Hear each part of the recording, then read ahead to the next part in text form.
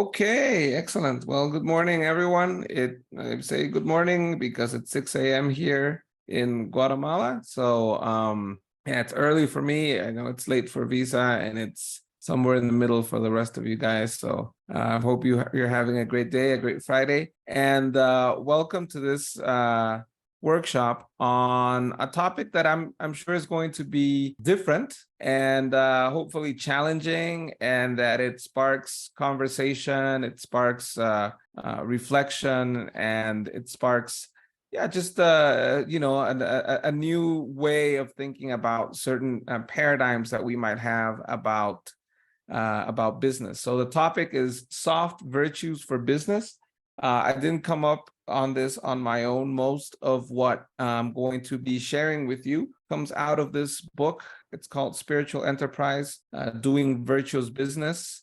And the author is Theodore Roosevelt Malloch, if you want to look it up right there. So it's a great little book. It's been helping me a lot with my side hustle, so I highly recommend it. So I want to start with a quote from a famous German economist called, his name is Wilhelm Röpke. And he wrote in his book, A Humane Economy, he wrote, self-discipline, a sense of justice, honesty, fairness, chivalry, moderation, public spirit, respect for human dignity, and firm ethical norms, all of these are things which people must possess before they go to market and compete with each other. These are the indispensable supports which preserve both market and competition from degeneration. Family, church, genuine communities, and tradition are their source. So this is a very interesting quote for me. It explains a lot of what's behind this presentation and a lot of what's behind of my thinking.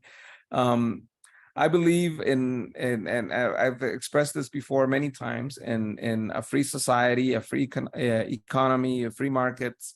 I believe in all these things, but I'm also very convinced that behind these things, there is an assumption of certain moral virtues, of certain moral character, and a certain posture towards business, towards people, that undergirds this freedom. And so there are certain virtues, there are certain behaviors, there are certain ideas that need to be there in order for a free economy and a free market to be sustainable in the long run.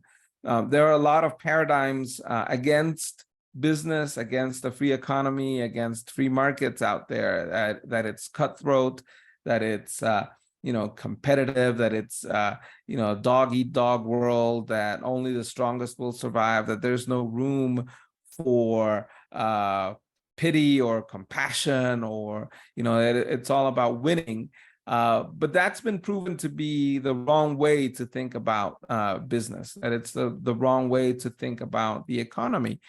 And so there are certain moral virtues that must be understood, that must be thought about and reflected upon in order for us to truly build this mindset that supports, that's underneath, that is the foundation for us to think then about freedom in economics and in markets, and all these great things that we expect from a free economy. So and please interrupt me anytime and ask any questions if you have any comments or whatever about this. So the question then behind all these ideas that Röpke is proposing to us is, at the end of the day, what is business all about?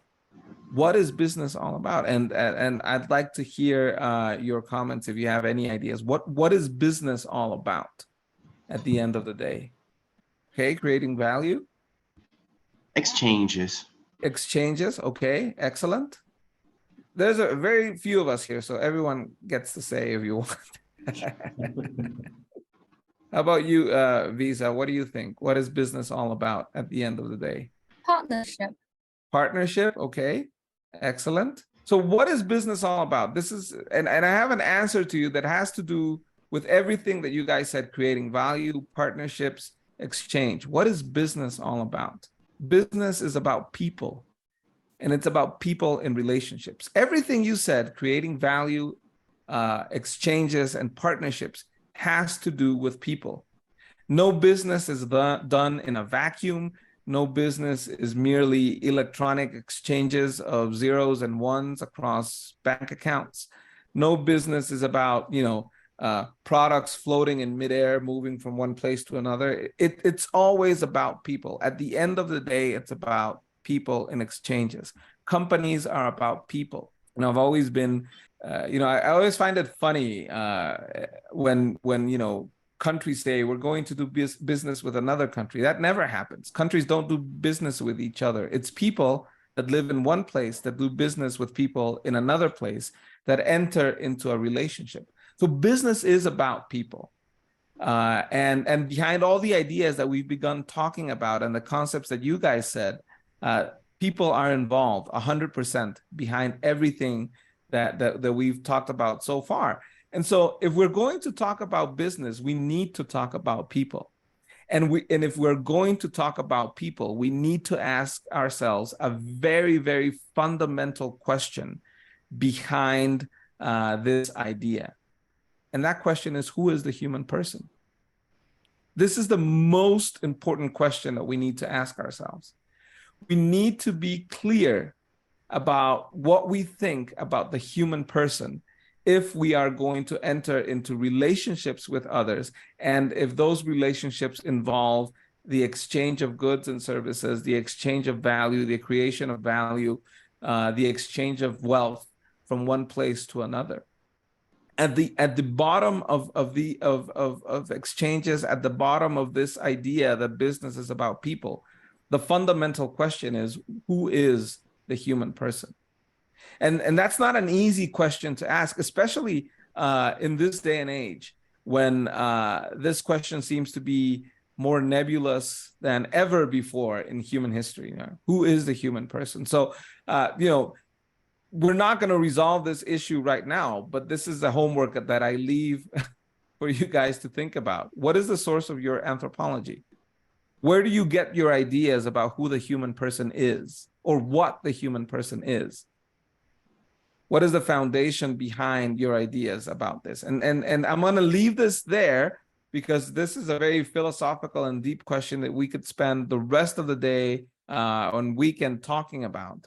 But I encourage you to dig deep and to find this answer for yourself, to talk about it with others, to reflect upon it, because that is what is going to drive your the way that you market to people, the way that you engage customers, the way that you enter into relationships with your vendors, with your suppliers, with your banks, with your, the way that we engage with people is a reflection of what we think about who the human person is, how we treat our waiters at restaurants, how we treat our customer service representatives, how we treat our employees has to do at the very, very foundational level with how we answer this question. What is the source of our anthropology?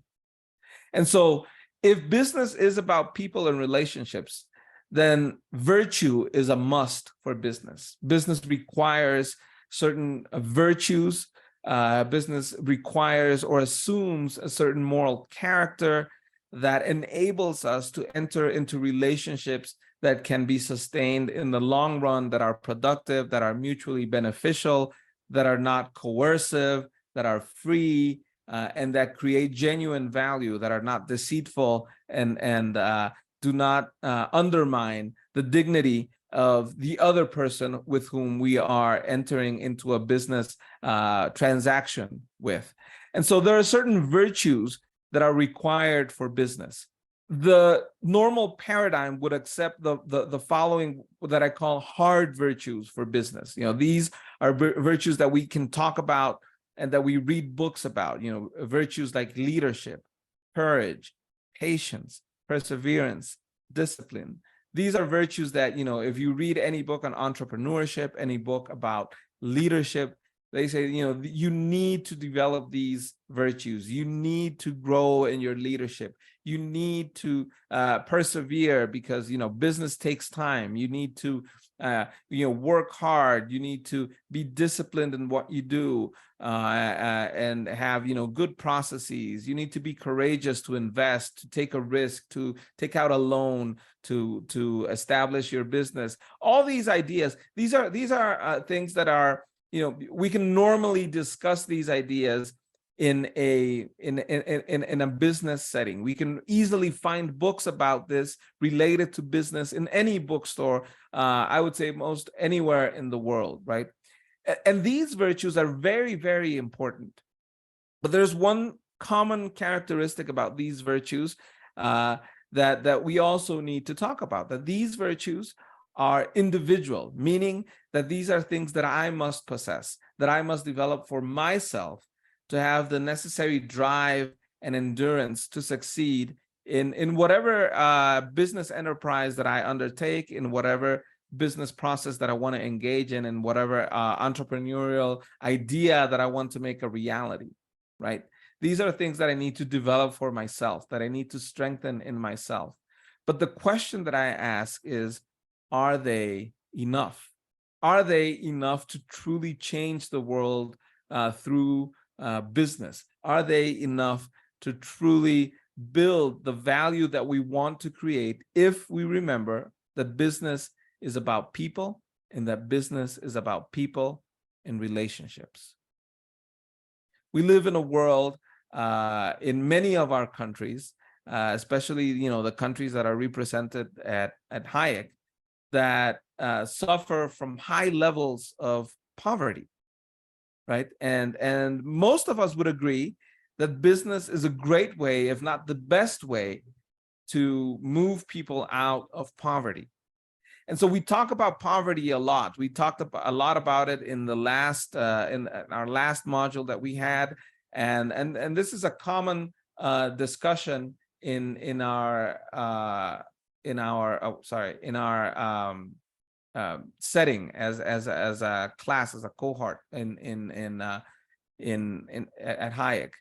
But there are other things behind this idea of poverty that maybe we haven't really thought about it yet. So I want you guys to watch the first 3 minutes of the following video and let me know what you guys think about what the definition of poverty or the solution to poverty that is explained here by this man.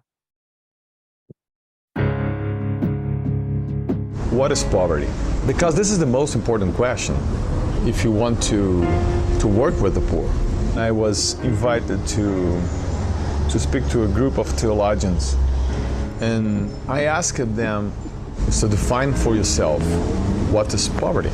And they said to me, lack of money, lack of housing, and they try to define poor by lots of lacks. Then I decided to ask them a second question, and I could invite you to pass through the same exercise I proposed to them. So I said, I'm giving you the news that you lost all your money, all your savings, your house, your family, and you have nothing. And you are basically homeless. And I'm announcing this to you. So tell me, how much time you need to find something to eat today? How much time you need to find a place to sleep tonight? How much time you need to find something to do, a kind of work or anything that you can do to start again? For the first question, they said to me, no question of minutes. They could find someone in their relationships that can give them something to eat, and a question of a couple of hours to find a place to sleep tonight. And the majority said to me a question of a week to find something to do after recover of the emotional impact of losing everything. And I asked them why. And I answered myself, I said, because you're not poor. Because poverty, when defined by this lack of education, opportunity, money, housing, or whatever, is an assumption that leads us to help the poor, giving them education, jobs, opportunities, money, and we need to confess we're giving a lot of money, billions and zillions of dollars in the last 50 years, and the world is becoming poorest. And nobody has been really transformed by giving away just money. I said to them they were not poor because they have friends, because poverty is basic, lack of friends. All right, so what do you think about this? Poverty is basically lack of friends. If we understand that business is about people and that business is about relationships, then friendship is a key element in building not only successful businesses, but in helping people move out of poverty. And we know that poverty is not good for business, but there's an overlooked cause to poverty that is not the main cause, but it's an overlooked cause. That is this lack of these sorts of relationships that build, that generate value, that help people, that lift people up. And for these relationships to happen, you need more than leadership. You need more than courage or patience or perseverance or discipline. There's something more than these hard virtues that I talked about. Because remember that what I said before, these hard virtues are about me. They're about what I need to strengthen and develop. So are there soft virtues for business? Is this something else that we can develop as a part of our moral fiber and moral character that is good for business?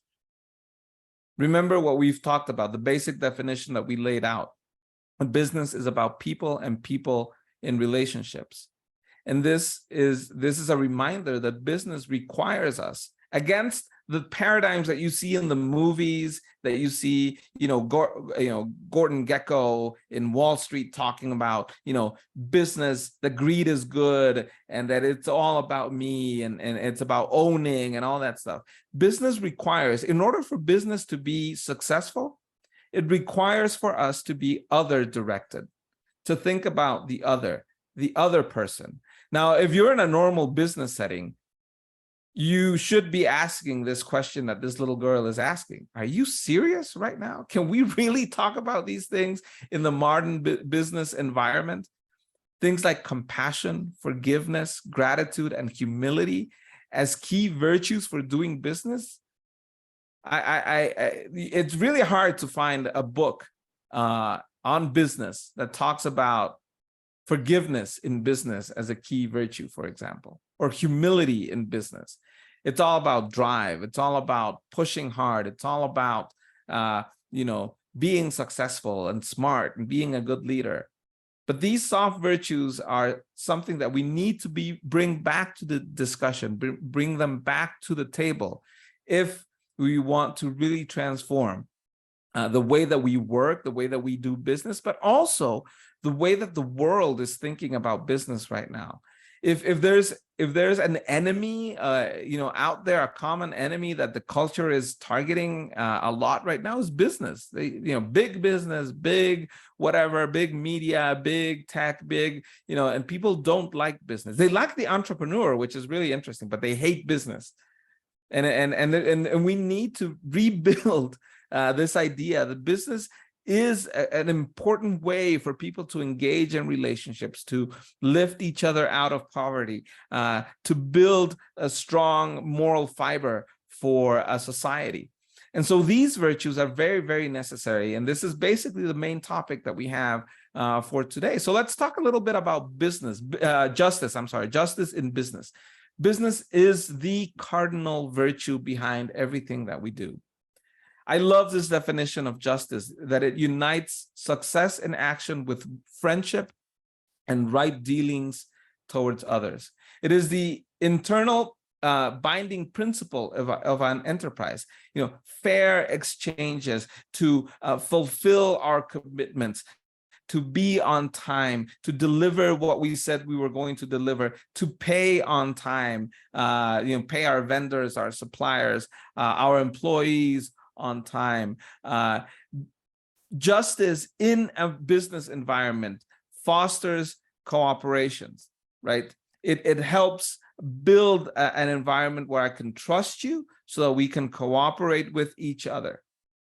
And injustice destroys cooperation. If we do not treat each other fairly and justly, we will not work together. Even if the exchange can be advantageous, we're going to go out there and look elsewhere to do our business, because we expect to be dealt with justly, and others expect that we deal with them justly as well.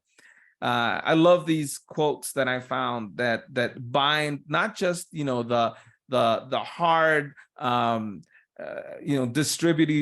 distributive idea about justice, but a more human and deeper understanding of justice.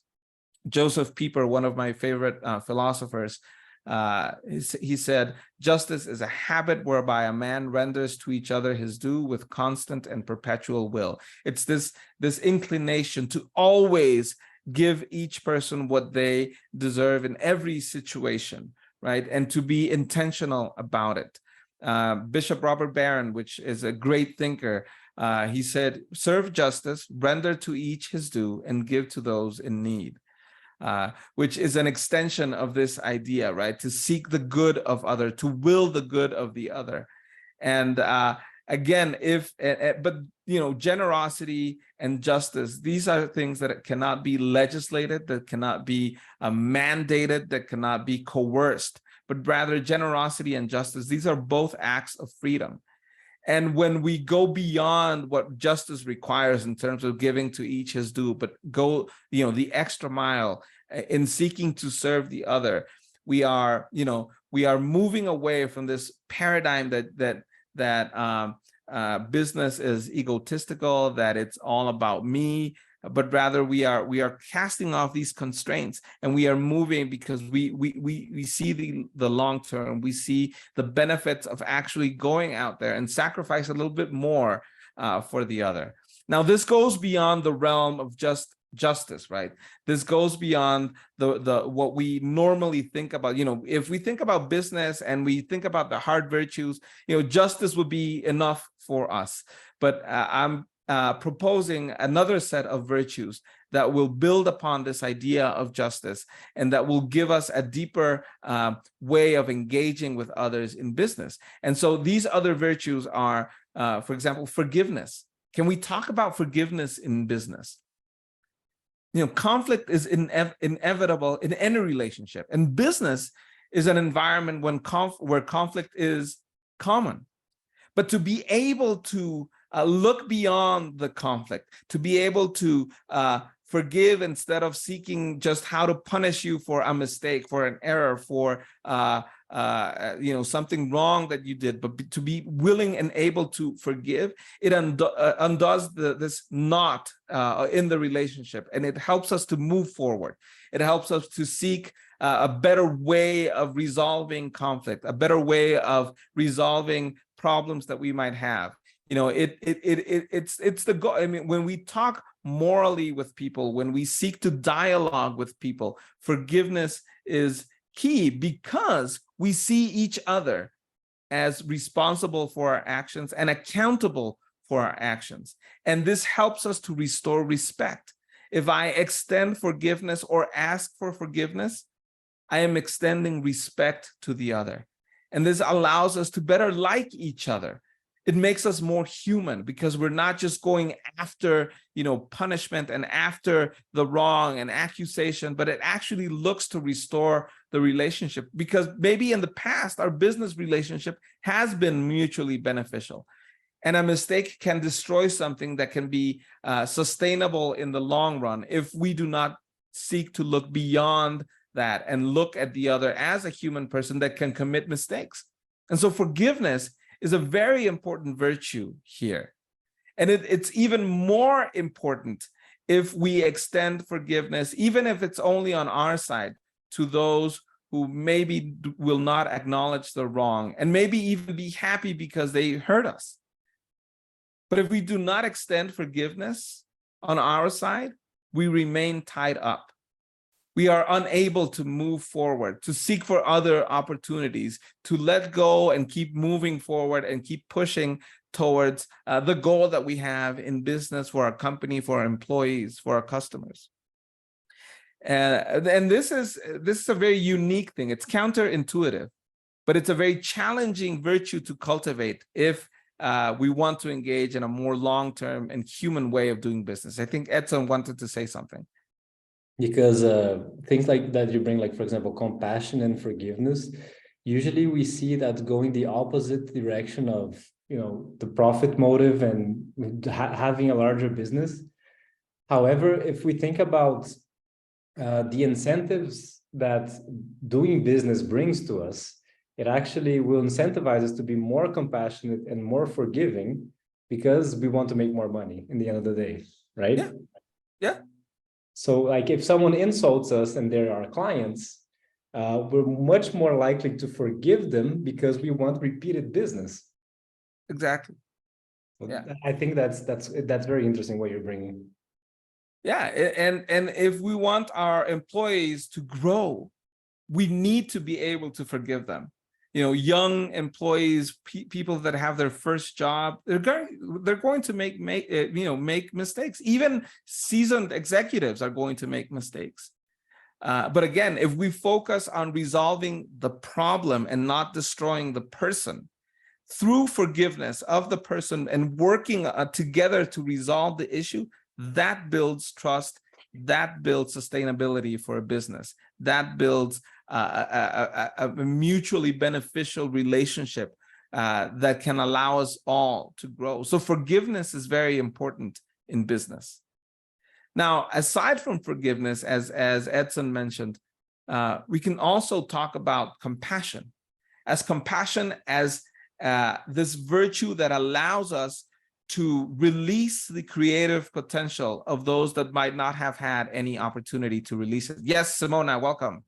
Hello, everyone. Hello, Juan. Thank you for this. And I have a question regarding forgiveness. I do agree with you what you are saying, that forgiveness is a very important thing to cherish and to apply in a business environment.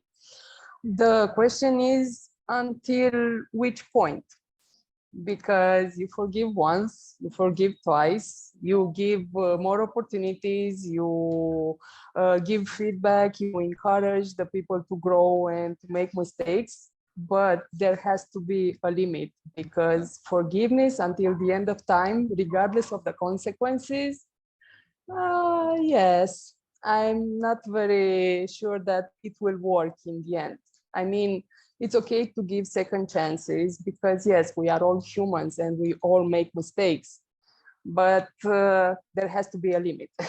Yeah. And again, we need to, tie everything that we've said, right? We talked about justice, we're talking about forgiveness, and now I have the slide on compassion right here. Yes. And forgiveness is about the relationship, right? True. You can win the argument, but lose the relationship if your posture towards the other is aggressive. And at the end of the day, we want to keep our relationships. A young person that might have, their first job and might make a lot of mistakes and might not receive feedback well. You might want to forgive, you can forgive that person, but perhaps the most compassionate thing you can do for them is to fire them, because that is where they will learn and grow. To look for the good of the other. Consequences are important, but regardless of the consequences, the relationship is the most important thing, and that's why forgiveness is important, because that's what sustains the moral character and fiber of society.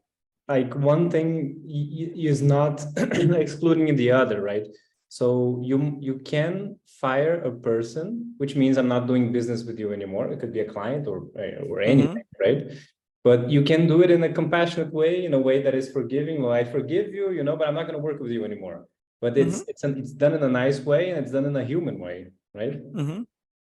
Yeah, exactly. So yes, you can forgive 70 times 7, as they say, but that doesn't mean that you can't fire them. That you have to, that the consequences are important for growth. The consequences are important, and they might come back and say, you know, thank you for firing me, because otherwise I wouldn't have learned to, you know, make coffee with clean water or whatever, right? So yeah, so it's very, very important. Yeah, sorry to interfere. It's like, it's actually sometimes it's for the best for the both parties, because especially with young people or even with more experienced professionals, that maybe they don't have the courage or they lack the confidence to take the next step. It's like, okay, I'm not doing good in this environment, but I don't have the confidence to take the next step. And sometimes as a business owner or a manager, when you identify that there is no fit anymore, because, well, people do perform, they are good, but at some point something happens, because this is life in every relationship. And maybe the paths go on different ways. And it's good to give, it's like an extra incentive for that people. And you know what they say, like a kick in the ass is a step forward. And it has happened for us to have this, and it was actually better for that person and for us as a company to take this necessary step, firing that person and set them free to find their own path. And you know, I want to compliment what you said, Simona, with a very Guatemalan saying that I'm going to try to translate for you. You know, you said a kick in the ass is a step forward. Yes. But we also have a saying here in Guatemala that you don't make firewood out of a fallen tree. So, you know, not destroying the person and the relationship is key in this. And that's where, you know, things like compassion come in, right? Compassion helps release this creative potential by, you know, if you want to help someone that might not have had the opportunity to be helped, then through compassion, you can give them an opportunity to work where, you know, at your company. Compassion also engenders trust, because it makes you enter into a deeper relationship with the person, to understand, to listen. And so when you help them out of knowledge of where they are, what they need, and then and you extend trust, and the person trusts you because they know that you are being genuine. If you are extending genuine compassion. And this is very important, because when we talk about compassion, sometimes we get overwhelmed by everything that's going on, right? We think that we need to help everyone. And, you know, Henry Nouwen, a Dutch thinker, he wrote a book called The Wounded Healer. And he also, you know, tells us that, you know, when we see the news, when we see, you know, in real time what's going on everywhere in the world, the poverty, the wars and everything, we can get frozen, because we think, you know, it's so overwhelming. But compassion is not about helping everyone. It's about helping the person that's right beside me. It's maybe helping the person, the homeless person that sleeps in front of your coffee shop, right? It's you know, we cannot love this sort of universal abstract poor person or a stranger, but we can help the person that's right in front of me, that I run across on my way to work, that is going through a tough time. That's what real compassion is all about, and that's what enables these sorts of relationships. And it's not easy to be compassionate at work, right? Because we have the pressure to make money, to turn a profit, to be accountable, because our competition is dropping their prices, and they're, you know, firing people because they're, you know, the wages are too high or whatever, and you have to be tough in business. And so it's very counterintuitive. But so if you want to be compassionate, if you see the benefit of compassion for the way you work and for the people around you, you need to be very intentional. You need, as I said at the very beginning of the presentation, you know, have a clear vision of who the human person is, and have long-term commitment. It's yes. At some point, you shared an article with us that was very good reflections on how business is not a family. Yes. Sometimes people relate, compassion, forgiveness, etc., to a family kind of setting. And how would you conciliate the two different views? Well, compassion requires honesty, right? And so to be able for me to help you as your boss, I cannot see you as my child. I have to see you as a professional, young person that is seeking to develop their career. And so compassion requires honesty. Yes, I will help you out. I will not treat you like my son, because at the end of the day, if you don't respond to the help that I'm giving you, to the opportunities that are being, I need to fire you. I can't fire my kids, right? So if I tell you that you are my family, I'm going to be lying to you. So my compassion will not be genuine, will not be honest, right? So the way that we are compassionate, it assumes that we are being honest, that we are assessing the situation as it is, that we're not creating this sort of romantic ideal about it, but that we're actually helping out of a genuine desire to see you grow in business, to see you grow as my customer. You might be even, compassion. Maybe your best customer at the coffee shop lost their job and they come in because that's the place where they feel safe and happy, or where they can sit and think. And, maybe compassion requires that you give them a free, cup of coffee and a croissant. And just out of, I want to help you get, up on your feet. You can come here. You don't have to buy anything while you look for a job. I will help, and that, will in turn, that compassion might help grow your, come back to the roastery, come back to this place, because that's where, I don't only come for business, for a transaction of food and a beverage, but for a relationship, right? For sure, all these values and virtues are very important in business, but it all comes to setting boundaries because it's very important. And that's hard, actually, yeah. It's very difficult. It's very difficult to have these boundaries. Yeah, it's it's defining what we mean by compassion, right? Like Juan is doing right now. So I'm saying, it could be very good for the relationships that we build with our employees. Are they engaged? Do they feel a sense of purpose? Do they feel respected? Do we allow for them to take some time off if they're going through a tough personal situation? This is what a compassionate workplace can be like, right? So compassion is another key element in these soft virtues that we're trying to build. And of course, humility, which is, again, another very counterintuitive virtue for business, right? But humility is all about how we see the other person. And humility demands of us this sort of posture of honest introspection and correction. Humility allows for us to say, you know what, I was wrong. You were right. I can learn from what you said. Humility allows for, to be intellectually honest when we are presented with new facts about, a decision that we made at work, or about the numbers that we, are having, financials or whatever. If we are humble, we can acknowledge that maybe we made a mistake here, or that we can consider the other person's point of view and ideas. If we are truly going to grow, and this is something that we learn continually here at Hayek, right? Because we have people from all over the world that come from very different backgrounds and languages and time zones, and we need humility if we're going to make this project work, right?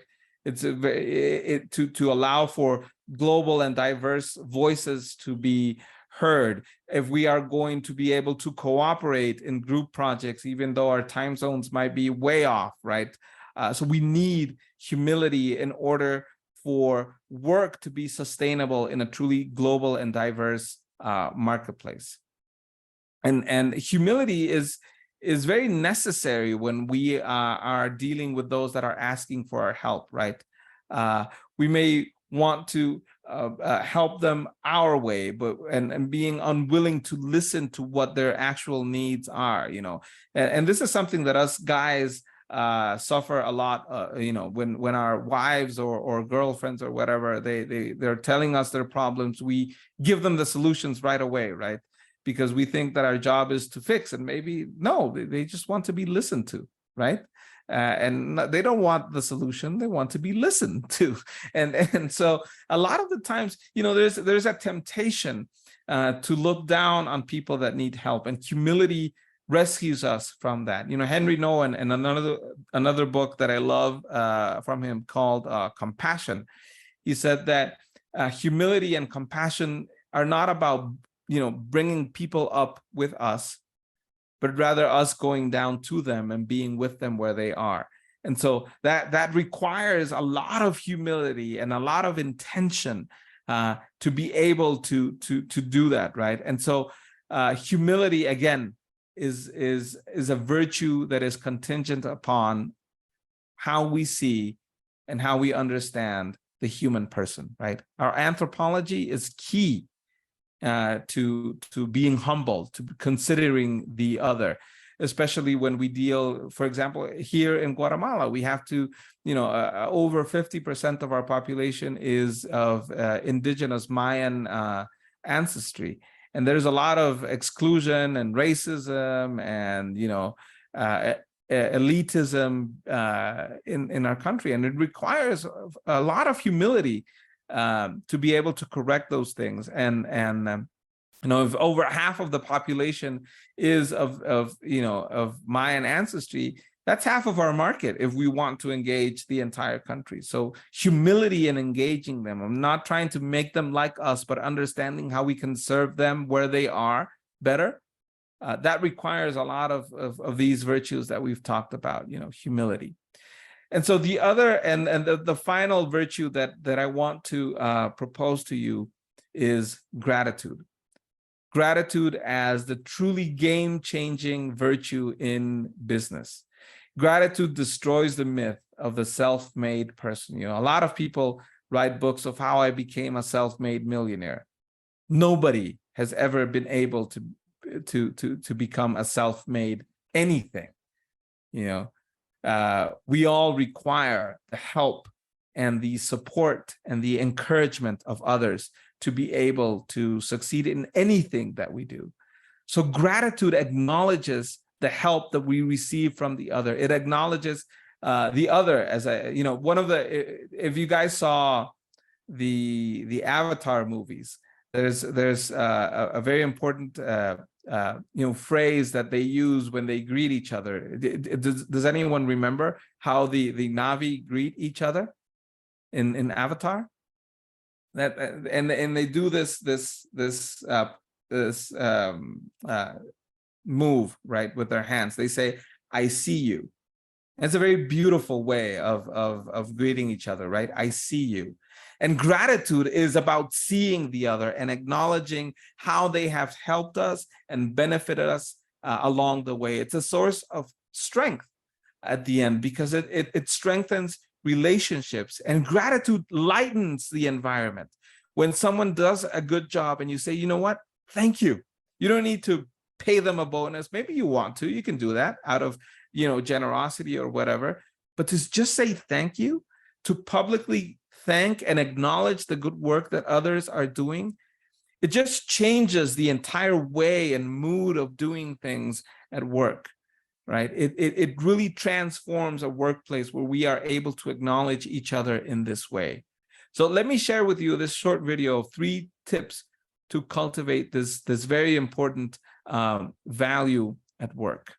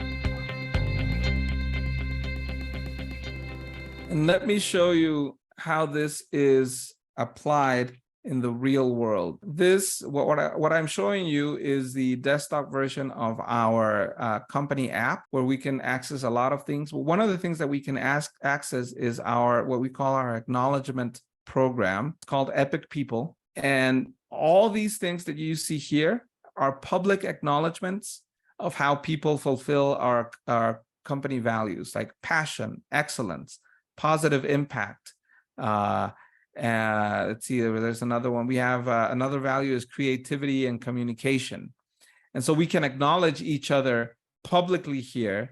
And not only do we acknowledge each other publicly here, but if we accumulate, the whole set of values, the epic, the epic. So if someone acknowledges you for excellence, passion, positive impact, which is what the I stands for, communication and creativity, you get points, and those points you can exchange for, something as basic as a water bottle or as cool as a Vespa, right? So that's a very practical application of how we see these things at work every day, and that I get the privilege to see every day at my office, right? So, yeah. Does anyone have? I've never seen that before, where you get points for doing. That's interesting. Showing gratitude, right, to other people. That's very cool. Yeah, it's it's pretty awesome. And so that truly changes the way that our work environment just develops, right? And so I really encourage you to cultivate gratitude at your workplace, and to do it in a way that people actually see it, And so these virtues that we've talked about, they make no business sense. We don't cultivate these virtues for their business potential. They do come from another source, and that's an extra encouragement that I want to add. Right? It's part of the spiritual capital, and it's built through a life of faith, faith in the future, faith in the human person, faith in something transcendent, that you are part of something that is bigger than yourself. And at the end, all of these virtues, they come together in a single, very important word that I want to share with you as we close. The solution to poverty, to hunger, and to injustice will not start with governments, legislation, or lobbies. The solutions will start with persons, individual human persons, in contact with one another, in community, in solidarity, in freedom. The solutions to poverty will not start with a movement, not with a petition, not with a campaign. The solutions to poverty will start with me. The solutions to hunger start with me. The solutions to injustice will start with me. It starts with me. With me. With me. And you.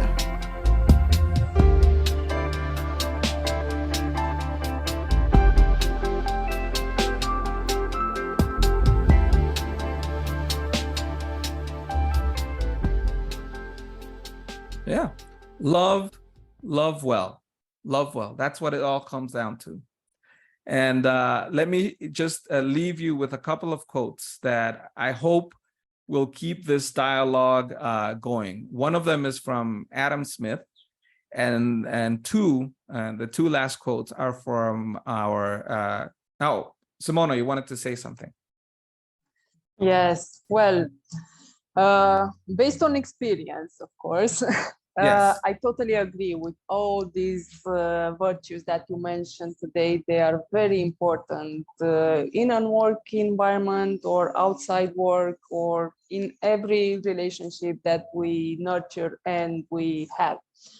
My question is, because, well, I am a strong believer of lead by example.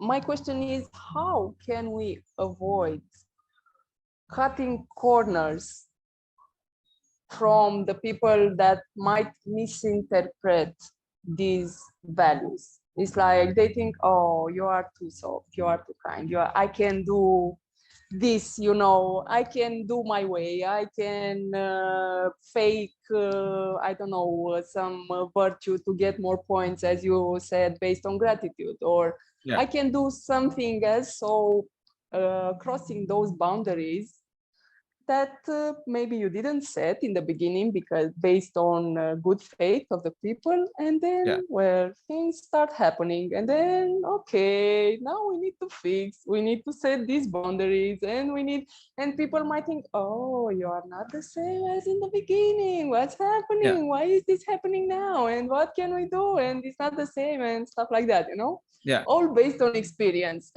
Yeah, similar to what Simona's just said, and I just want to ask one question. It's quite a conflict in the society these days.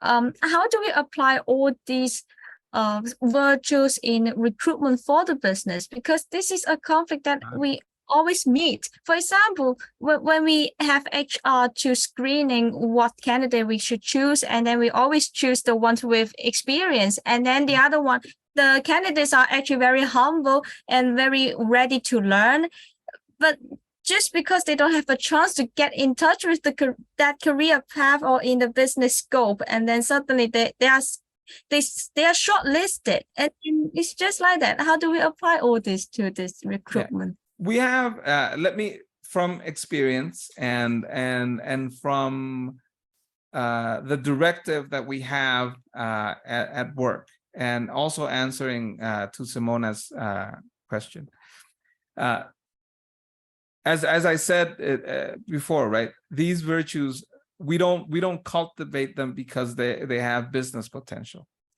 We cultivate them because they are good in and of themselves, right? And so our commitment is to the good, always.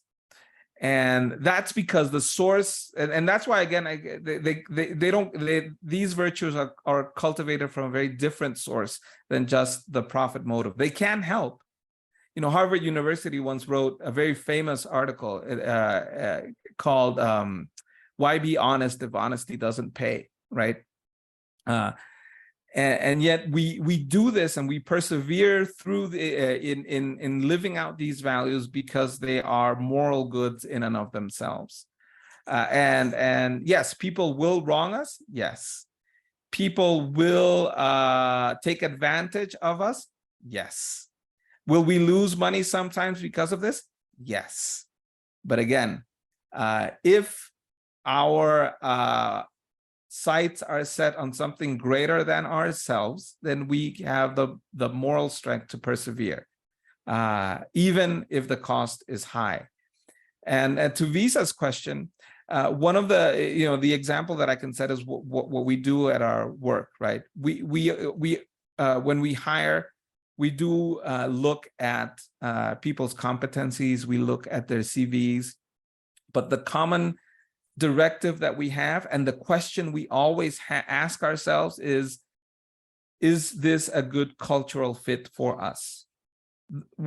Is this person, we hire for culture more than for competence, right? And so we seek to surround ourselves with a team of people and to grow with people in a way that fosters these values that we want to foster.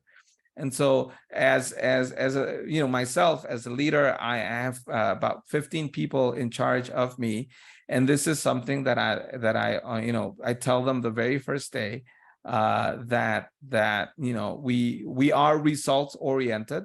We are, we work hard towards our goals and results, but they are that, the company does not own them.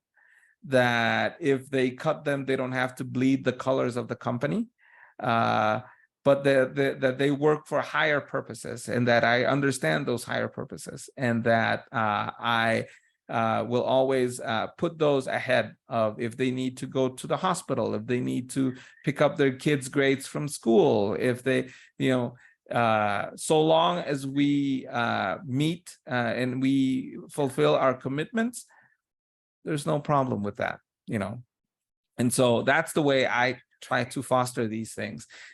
Do people take advantage of these things? Yes, they do.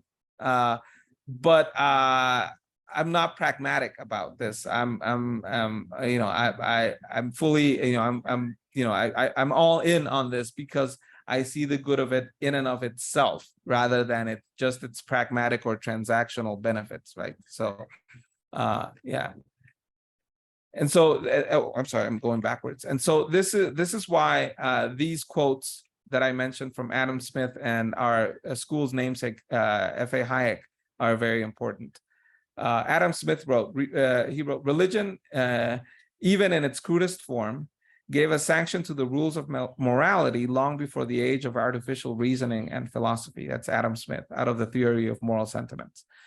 And F.A. Hayek wrote, even an agnostic ought to concede that we owe our morals and the tradition that has provided not only our civilization, but our very lives, to the acceptance of such scientifically unacceptable factual claims. So he's talking about religious beliefs in this. Those are the scientifically unacceptable factual claims that he is talking about. And this is out of the book called it's not it's called The Fatal Conceit, right here. This is right here, The Fatal Conceit. And the chapter is called The Guardians of Tradition, which is it's the last chapter of the book. And then he also wrote, but the only religions that have survived are those which support property and the family. Thus, the outlook for communism, which is both anti-property and anti-family and also anti-religion, is not promising.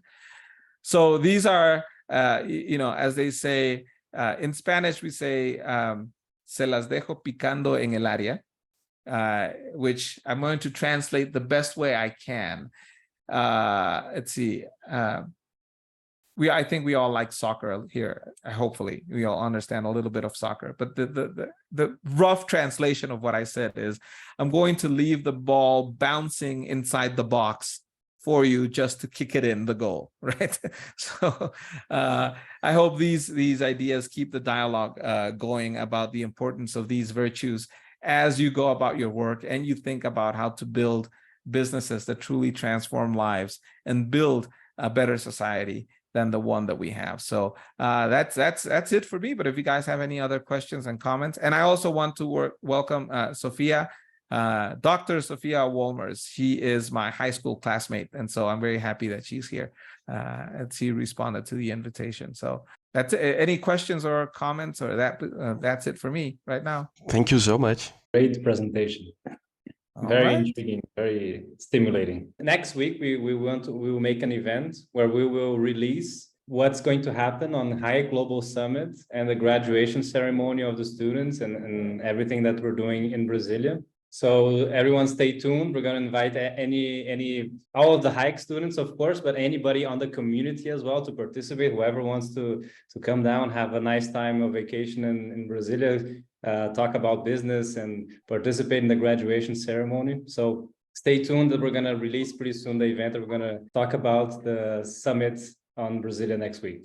And thank you again, Juan. It was delightful and stimulating. Very, very interesting topic. And for sure, there is a lot of debate on this. And yeah, well, for me, the boundaries are the challenge. They always will be, very yes, important.